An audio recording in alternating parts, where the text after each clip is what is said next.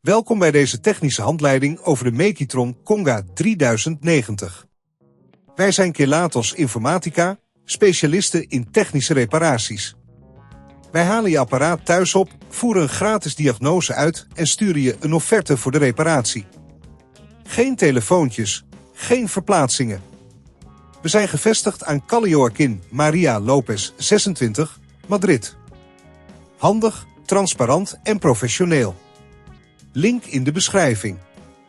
De Mekitron Conga 3090 maakt vreemde geluiden tijdens het schoonmaken. Dit kan wijzen op een probleem met de motor of de borstel.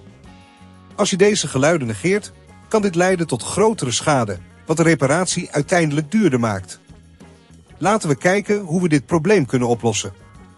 Voor deze reparatie heb je een schroevendraaier, een torkset, een pincet en een nieuwe motor of borstel nodig. Zorg ervoor dat je een schoon oppervlak hebt om te werken. Begin met het veilig openen van de Mekitron Conga 3090. Gebruik je schroevendraaier om de schroeven aan de onderkant te verwijderen. Wees voorzichtig en zorg ervoor dat je alle schroeven op een veilige plek legt. Zodra de schroeven zijn verwijderd, til je de bovenkant van het apparaat voorzichtig op. Zoek naar het defecte onderdeel. Dit kan de motor of de borstel zijn. Luister goed naar de geluiden als je het apparaat aanzet. Als je het probleem hebt geïdentificeerd, moet je de defecte motor of borstel verwijderen. Verwijder de bijbehorende schroeven en gebruik je pincet om voorzichtig de kabels los te koppelen. Zorg ervoor dat je niet per ongeluk andere componenten beschadigt. Als je op dit punt merkt dat het te ingewikkeld wordt, onthoud dan dat wij bij Kelatos je apparaat thuis ophalen en het gerepareerd terugsturen. Nadat je het defecte onderdeel hebt verwijderd, installeer je de nieuwe motor of borstel. Bevestig deze met de schroeven en sluit de kabels weer aan zoals ze oorspronkelijk waren. Zorg ervoor dat alles stevig vastzit en dat er geen losse onderdelen zijn.